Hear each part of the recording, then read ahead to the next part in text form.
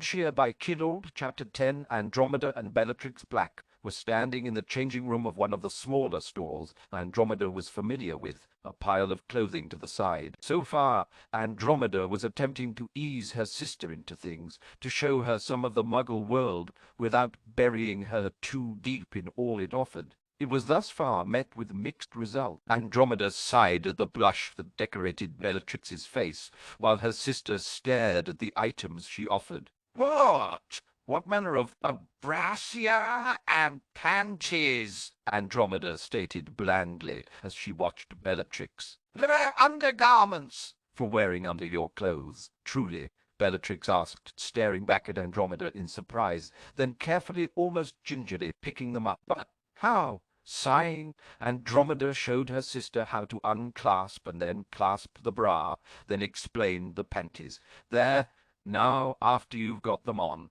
we'll start with something simple. Once her sister had stripped and donned the undergarments, Andromeda handed her a pair of jeans and a shirt. On with these. Bellatrix just stared. Andromeda affixed her sister with a look. Now what's the issue? Pants, sister. You wish me to dress as a man? Even more confusion colored her face at that. Jeans, Andromeda corrected. In the muggle world, they're worn by both men and women. These jeans were made to be worn by a woman.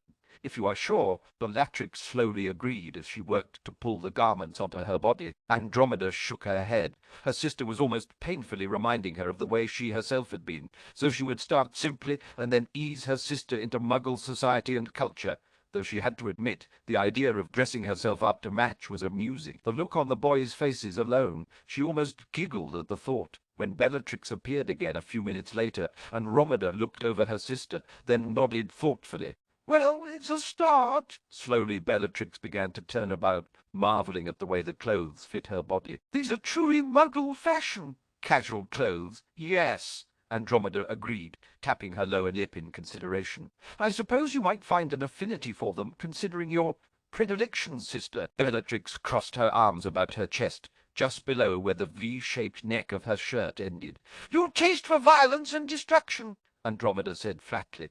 Oh, Bellatrix paused there, considering the words before she shrugged her shoulders just a bit. Thank you for the consideration. For a moment Andromeda could feel her jaw wanting to fall down in disbelief at her sister's frank admission, before quickly shaking her head. Right, let's see how you look. Go ahead and try walking about. As Bellatrix did so, with a look of wonder falling across her face, Andromeda reached up and slowly rubbed her face.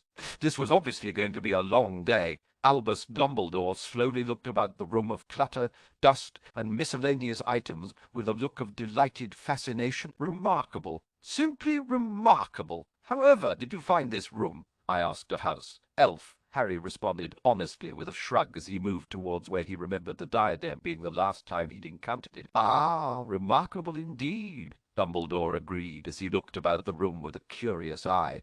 There was still a sizable amount of various things all throughout the room, though Harry couldn't help but feel it seemed. The layout was different than it was previously.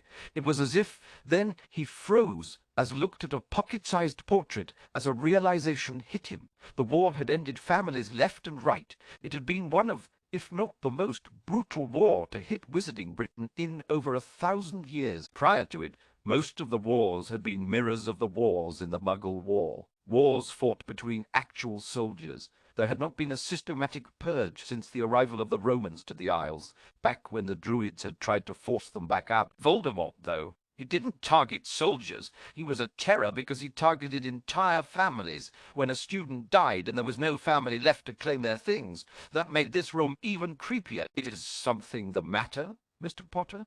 Dumbledore asked curiously as he looked at the man. Just a sobering question, Harry responded as he looked over the room, wondering how many of these things were left here because a student passed and there was no one left to claim them. I would like to believe that it would be remarkably few, Dumbledore stated quietly as he yawned. The less looked around the room with an uncomfortable shift from one foot to the next, and from there I wonder how much more will be put here if Tom Riddle has his way, Harry stated softly and shook his head. He already strikes at muggle families, so how long until he chooses to target those whom he deems obstacles? Dumbledore frowned as he considered those words before turning uncomfortably and looking away. I hope that is simply a more than pessimistic fear. I don't think it is, Harry stated quietly as he ran his finger through a layer of dust. Why do you think I'm trying so hard to prevent it? Turning, he then moved back deeper into the room behind him,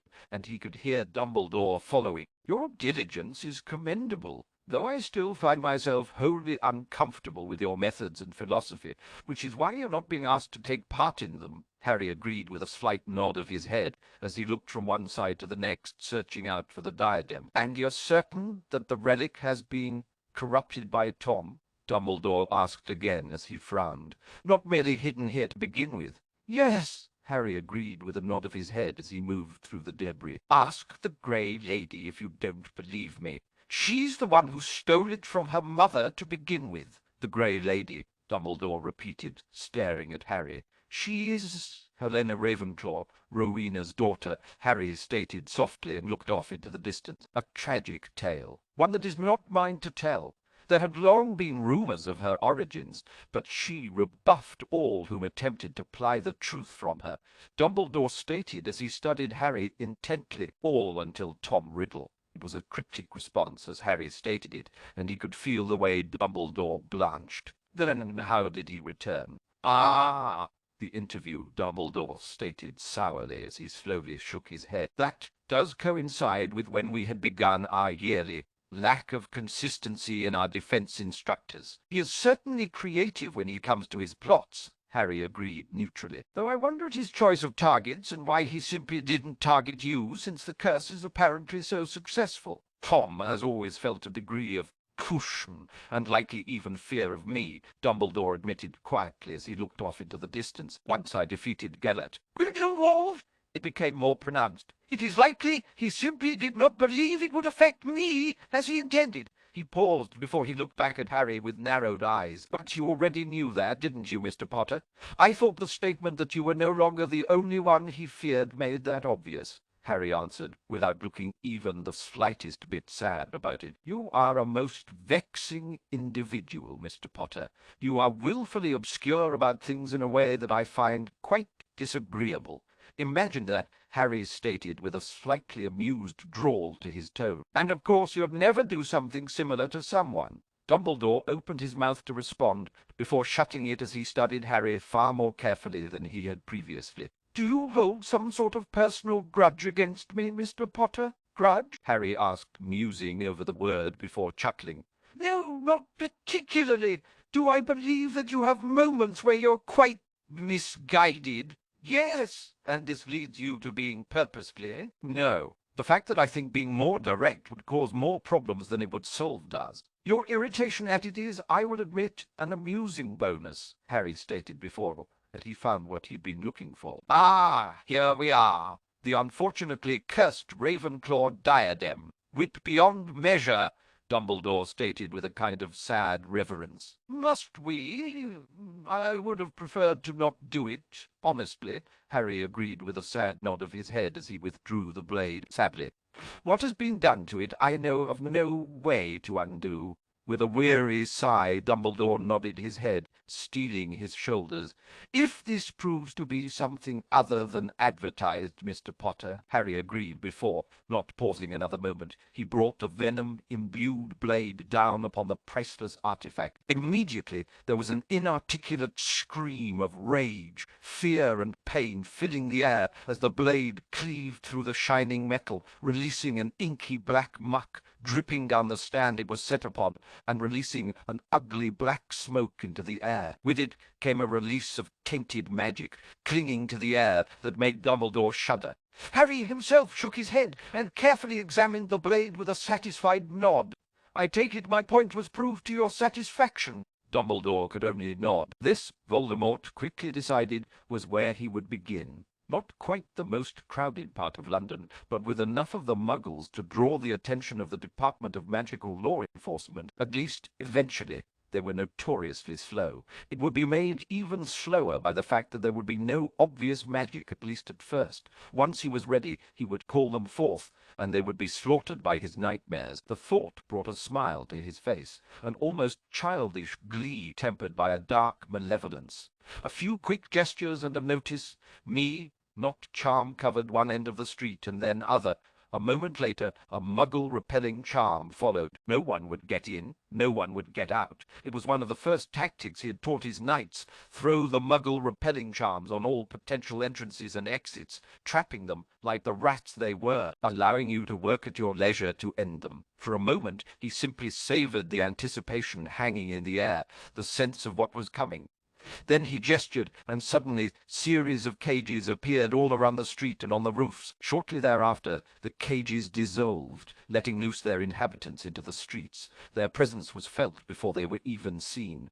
A dirty, soiled feeling of wrongness that permeated the air, telling everyone that something that should not exist walked the land with them. Without knowing why, people began to shrink back, eyes wild, hearts racing as primal instinct sent pulses of fear, powered adrenaline through their veins. In the small boutique, Bellatrix looked up from her clothes and then quickly looked towards the door. "Sister?" Andromeda asked, a careful, fearful wariness in her voice as she stared at the sudden rigidity of her sister's frame. "Something's wrong." There was a pause as Bellatrix withdrew her wand, fingers gripping upon it as she looked at her sister from the corner of her eye. "Can you not feel it?"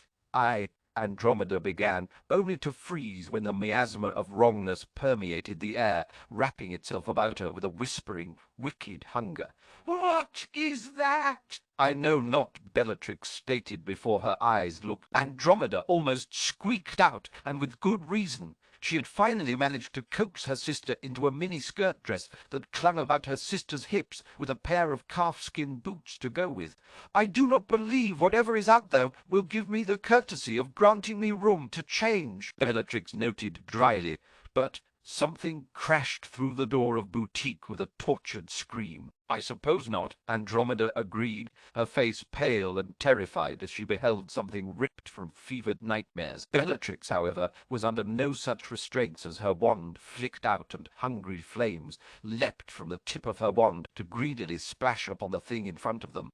Its scream grew in intensity as flesh crackled and crisped, filling the air with a sickly scent of burning flesh. What the pair thought were eyes turned onto them, and the sound that came out was filled with anger and despair as it opened its jaws impossibly wide and then lunged at Bellatrix. Bellatrix was not idle, however, her dark hair flashing across her face as she twisted and snapped her wand down, ripping the ceiling down with a single spell, smashing it into the creature. Unfortunately, she quickly discovered she'd pulled down little more than plaster and dust, doing little more than simply confuse the thing in front of her instead of doing seriously damage. With a growl, Bellatrix quickly summoned forth numerous bits of clothing before banishing it at the creature. As it tried to shake them off, Bellatrix snarled and snapped her wrist against, sending out a gout of flame that quickly splashed over the clothes and began to spread across them. With an agonized scream, the creature's attempt to shake off the burning clothing grew more and more frantic. "Sister, I do not believe setting the thing between us and the exit on fire is going to help," Andromeda called out as she glared slightly at her older sibling. "Not to mention, must you burn the clothing? I'm a bit distracted with trying to kill this thing, Romeda," Bellatrix snapped back. "It does not wish to be accommodating. Imagine that!" Andromeda snapped back before pulling out her own wand and growling slightly as she summoned forth a bra and panties, transfiguring them into sharp-tipped spears and banishing them at the shrieking creature. With a dull, wet thunk, each of the sharp tips contacted the creature and buried deep, causing its voice to grow several times in strength as it thrashed about. "What are you doing? This is my fight," Bellatrix snapped at her sister before sending another banisher that shoved the spears deep into the creature's body, earning another howl of agony. I'm a little bit more interested in just surviving for now, Bella, Andromeda responded as she pointed at the still squirming and now whimpering thing.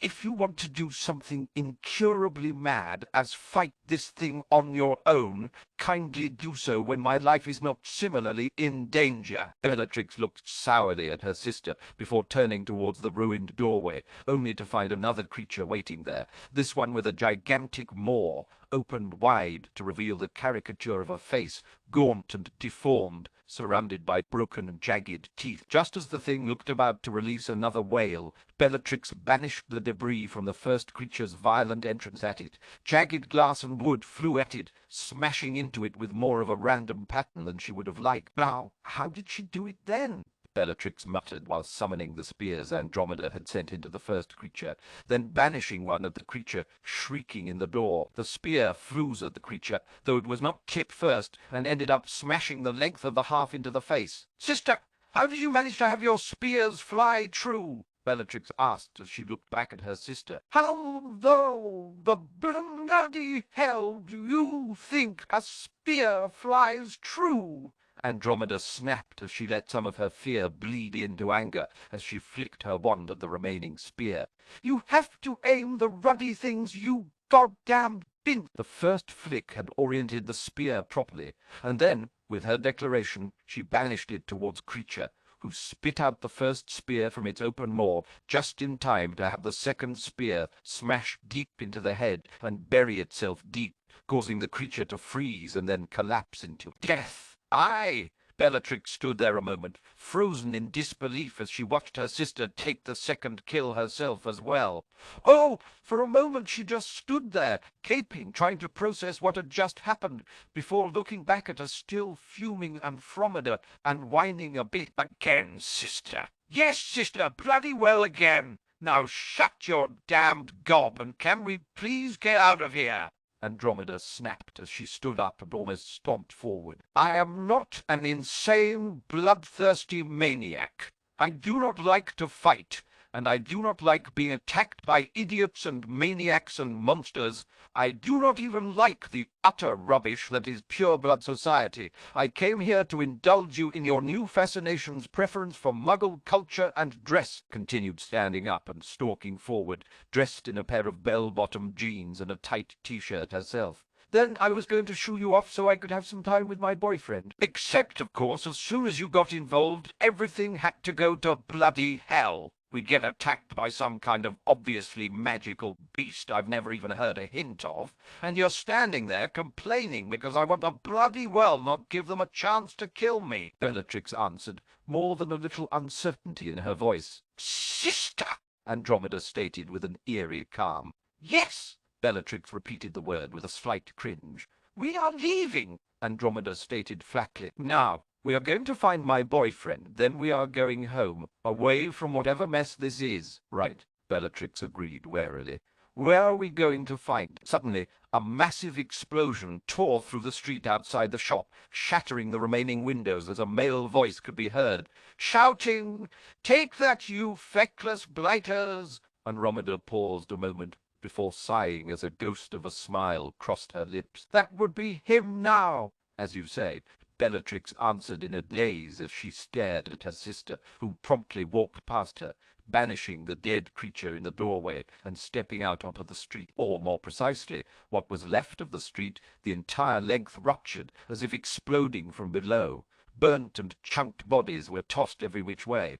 Out of the corner of her eye, Andromeda could see movement. Turning her head, she was treated to the sight of a young, half-shaven man in a leather jacket, banishing chunks of the broken street at some of the still-moving creatures. With a frown, she snapped off a piercing curse at one of the creatures, only to see it barely dent the creature, mainly splashing off of it harmlessly. "And, of course, they are magically resistant." "Wrong," the man called out as he caught sight of her before gesturing at his free hand, covering it in the debris from the street, and promptly punching one of the rising creatures, stirring nearby in the head, sending it crashing back to the ground. "What in the buggering hells is going on here? What in Merlin's blue balls are these things?" Not a ruddy clue, Andromeda stated flatly as she stepped over one particularly brutalized corpse and fought to keep down the bile rising up in the back of her throat at the sight. "1 minute, I'm finally finished getting my sister into a mini, and the next one of these things was blasting through door.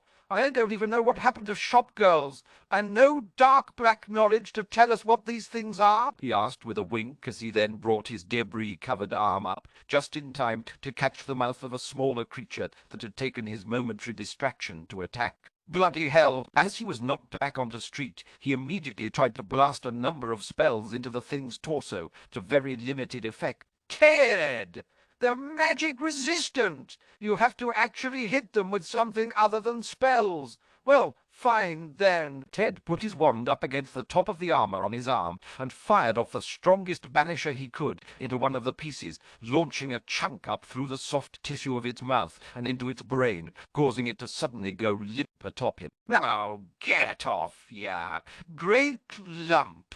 Do I have to bloody well do everything for you, Ted?" Andromeda sighed in irritation as she made a gesture, and a sizable stone shot out and smashed into the dead creature's side. "Oi! Careful! I thought you liked that part of me!" Ted yelped as the stone hit just inches above his hips. "Obviously not as much as you do," Andromeda stated sarcastically as she looked around the devastated street. "What the bloody hell did you do?" blew the gas main, Ted stated simply with a shrug as he rolled up to his feet. "I figured it'd give me some breathing room at least. Sister!" Bellatrix finally found her voice again as she stared at the rough-looking and somewhat familiar young man, uncertain of exactly how to respond to what she had just witnessed. Andromeda immediately went stiff as a board, while Ted winced and looked down the street before blinking and staring. Then he let out a low whistle as he turned his attention back to Andromeda. "Well, I have to hand it to you. You do have taste, don't suppose." "Now, Edward,"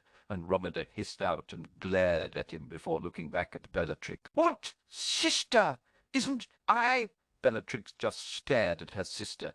"I thought you hated dueling." "I do," Andromeda agreed with a nod of her head. Ted snorted and smirked. "She's right. Good in a brawl, though. Even better in a fight. Almost as good as she is." Andromeda almost screamed as she blushed a bright crimson Bellatrix had never seen on her normally composed sister. "Or have you forgotten? We're surrounded by Morgana knows what. How?" A new voice cut in smoothly as a new figure made his presence known, one eye glowing a bloody crimson. "I must say this was rather unexpected." Voldemort was more than slightly irritated. His newest creations had, at first, been quite adept against the muggles, and from the initial tests he had used against his followers, should have been just as adept against wizards and witches. Only now the vast majority of his current crop of monsters had been slain, all at the hands of one teenage wizard and a pair of witches. "I had expected a better showing out of them. A pity," he stated before calmly holding up his wand. "Now I'm afraid I'm going to have to get rid of the evidence." Only immediately the seemingly shell-shocked witch he had dismissed as a threat fired of a blistering string of curses that forced him immediately on the defensive. "Leave my sister alone!"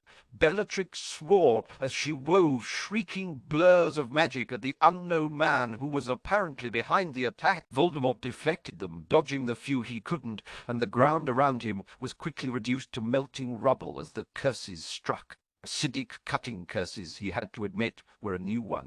Effective, too, he idly noted as the ground around him was slowly being decayed. Had he stayed much longer, he wouldn't be able to keep his footing. "Enough!" He snapped back after deflecting her latest spell, snapping his wand up and sending a dark wave of magic forward, creating a furrow in the ground as it forced Bellatrix to break off her attack and move quickly out of the way. "I am now in a less than generous mood, little girl. So now when I end you three, it will hurt." A dark smoke poured out of the hem of his robes, and suddenly he rose up into the air, hovering there as it began to coil over his body. "Now, little ones, let's see you dance." Everything changed in an instant. The fury of spells poured down like rain as coiling tendrils of smoke lashed out towards them. Ted quickly transfigured pieces of debris in front of them into a solid wall of clumped-together pieces of street just before the spells could hit it. Chunks of the makeshift barricade flew through the air as the young couple ducked down. Flashes of every color they could imagine struck the barricade, eating it away piece by piece. In a matter of moments their cover had diminished significantly. "Well, bugger," Ted noted as he kept summoning up pieces of the nearby debris to add back to the shrinking wall. "Ideas, love, if Bella wasn't there." Andromeda stated with a scowl. "I can't risk a blind shot." "Pity," Ted agreed with a nod. "How long before the Aurors show?" "Too long," she responded curtly. "Far, far too long. Well, we'll just have to last too long," Ted stated before twisting away as a piece of the wall fell, hissing and melting down next to him.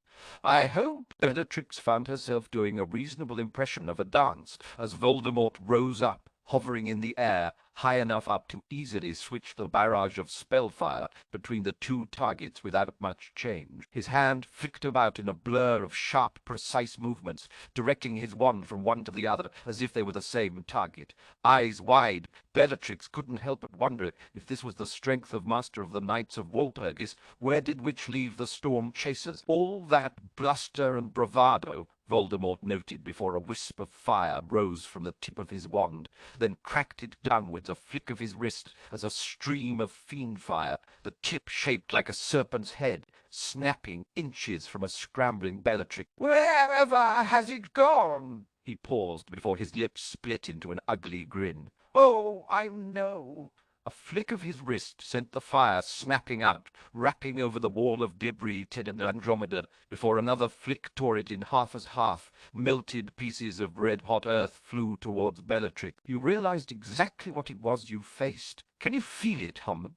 That inching sensation, scratching up from deep down inside of you." He paused, letting the fiend fire pool on the ground for a moment, turning it into a bubbling pool of molten earth, before he flicked his wrist again, sending it splattering towards both Bellatrix and the remaining cover. "Death comes for you now. Struggle all you want. You will not escape its grasp." And with a clawing gesture, Bellatrix could suddenly feel a pressure squeezing on her throat, lifting her off the field with a slowly tightening pressure. Instinctively she reached up, clawing at her throat, only to do nothing but drag her own nails into the soft flesh. Her eyes almost popping out of her skull, she looked around, desperately lifting up her wand, directing it at where Voldemort held her without any apparent struggle. Another flick of his, and she let out a gurgled scream as the tip of the flame snapped out, snakehead snapping into the back of her hand. Instantly she could smell the acrid scent of her own burning flesh as she reflexively dropped her wand. Dark, charred flesh spasmed and broke, revealing raw,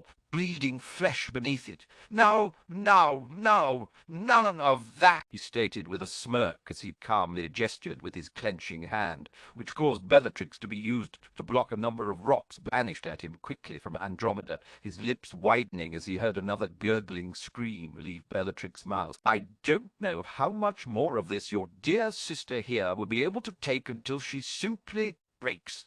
Andromeda stared up at her sister as she struggled for her life as Voldemort kept her helplessly struggling in the grip of whatever spell he was using. Her face twisting into a look of horror, Ted spoke up quietly. "Ron, look away!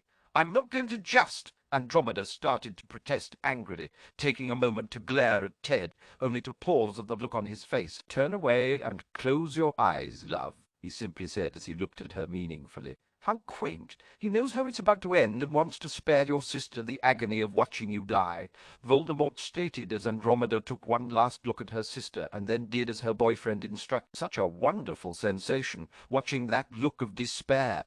What he was going to say next was cut off as Ted snapped his wand in an arch towards him, sending a small, glowing sphere of magic at him. Sneering Voldemort again moved Bellatrix to intercept where the arching spell would land between the two of them. Only suddenly his world was caught up in a blast of light and sound that sent him reeling, shattering his concentration. "Wrong! Now!" Ted called out as Bellatrix began to fall. The spell holding her aloft shattered. Wordlessly, Andromeda's wand was out and catching her sister, quickly summoning her back to them.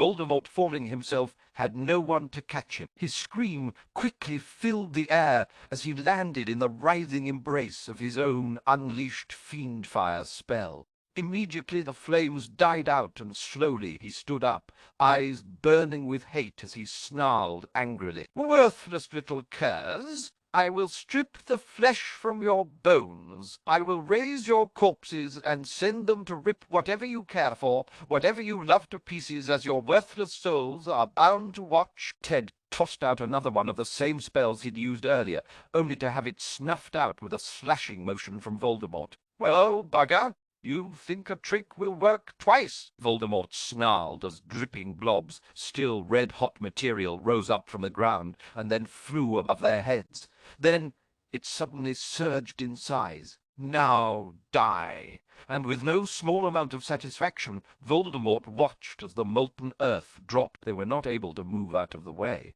They were not able to dodge. They were not able to hide. He watched as it landed with an almost sprat-like sound. He could hear a sizzling crackle as it made contact with the far cooler street side. His lips pulled back into a wide grin of sadistic triumph as the material settled and flowed down before beginning to harden. There was no motion, no sound beyond that of the cooling, cracking material, the rustle of debris and slowly encroaching sounds in the distance. With a flick of his wrist, he cancelled out the wards, holding back apparition and portkeys, and, with one last sadistic smirk of triumph, vanished. As he left the room of requirements, Dumbledore's face wore the expression of a man haunted by what he had just seen, skin pallid and looking more brittle than it had in years. It had only taken moments for Harry to do what he needed to do, moments to watch the destruction of one of the most coveted treasures of history revealed to be a corrupted abomination that had to be destroyed. "Not much fun, is it?" Harry noted with a slight nod of his head in an admission of sympathy towards the older man. "I can't say that I really enjoyed that myself. To have done such a thing to such a great treasure," Dumbledore stated as he slowly shuddered. "How can he be both so intelligent and so utterly foolish? He could have easily simply kept it, or declared its discovery, and become famous, or—" "Does he have no comprehension of what he did?" "I always put it up to his ego myself," Harry said simply with a shrug. "He considers himself greater than any other wizard or witch that has ever lived. As such, he obviously doesn't have any need for such things, and he makes use of them as his Horcruxes, as he can't stand of using anything less than a priceless treasure," Dumbledore stated with a soft murmur. There was a silence in the air, as suddenly they realized they were not alone, finding themselves facing a grim-faced grey lady, ghost of Ravenclaw Tower. "What have you done?" There was a note of something not easily placed in her voice. It bordered on neutral, but hung with an undertone of something deeper beneath. "Lady Helena Ravenclaw," Harry stated simply, as he canted his head to her and nodded in slight acknowledgment. She withdrew at the title, flinching back as her eyes went wide for a moment, then narrowed into slits. "How do you know that name?" Dumbledore looked startled for a moment, mouth opening to respond, only to have Harry cut him off. "Tom Riddle figured it out," Harry stated evenly, as he ignored the sour look on Dumbledore's face at the reminder. "I managed to get a number of pieces of information from him without him ending up aware of it." She flinched back at the statement, shrinking slightly away from it. "Then you know I had to clean up your mess?" "Yes," Harry agreed simply. "If you want to be rid of the Baron, I'd suggest taking the time to explain the situation to the headmaster." There was a pause as Harry seemed to debate things for a moment. "Perhaps he'll be sufficiently horrified by the thought of you being forced to suffer through the presence of your murderer." "Pardon," Dumbledore stated, eyes widening almost comically as the grey lady stared at Harry, mouth hanging open. "You know, the bloody Baron," Harry stated, looking at the headmaster curiously. "He killed her. Most of the blood on his clothes is from when he killed her before killing himself. But Dumbledore fumbled over the words as he tried to come to terms with that statement, before sighing heavily and turning to the grey lady. "This is true, then?" Yes, Helena stated faintly with a slow nod of her head. "I will see what I can do." Dumbledore stated with a sigh and a note of weary resignation.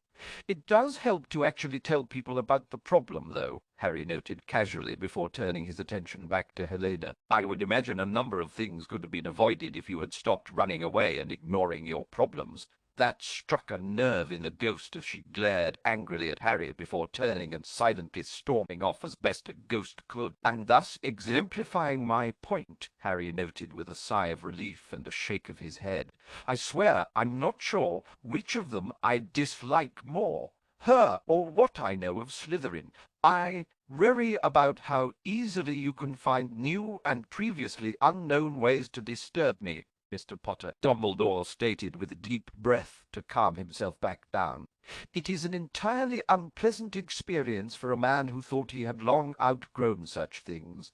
It's a gift, Harry declared flatly. Where were we, though? We were discussing Tom's violation of priceless artifacts to make his abominations, Dumbledore stated with a quiet shudder of displeasure. Well, that or something of his own, Harry stated as he stared out into the distance. There's one that's not a relic, another he may or may not have made yet. That won't quite be either. Ah! Dumbledore slowly released a breath, then stood up straighter.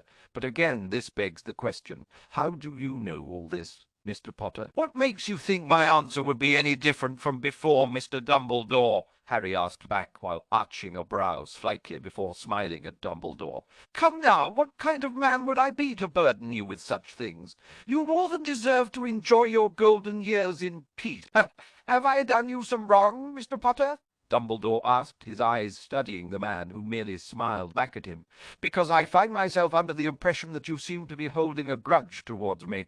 You simply remind me entirely too much of my own headmaster, Harry stated with a wave of his hand. He thought it in my best interests to keep the truth from me in order to keep me from being worried and to allow me a normal childhood. Harry paused for a moment, seemingly lost deep in thoughts of the past. In the end, I was less than prepared for what I had to face and had to rely too much on luck and guesswork. And the childhood I had already was completely lost, so there wasn't much for me to enjoy there. I see, Dumbledore said in a tone that clearly stated he did. I would then appreciate it if you would not. What he was going to say was cut off as Alastor Moody stormed up to both of them. Albus, Potter, we've got a problem. That immediately made both men stiffen as they looked at Moody expectantly. There's been an attack. Muggle shopping district. Place is a bloody war zone, and some of the things there. Moody's face immediately grimaced. It's bad. Well, that didn't take long, Harry noted with a sigh. What exactly didn't take long, Potter? Moody demanded with narrowed eyes. For something else to go tits up, Harry responded with a slight growl. Now, come on, and let's get past the ward so we can bloody well get there.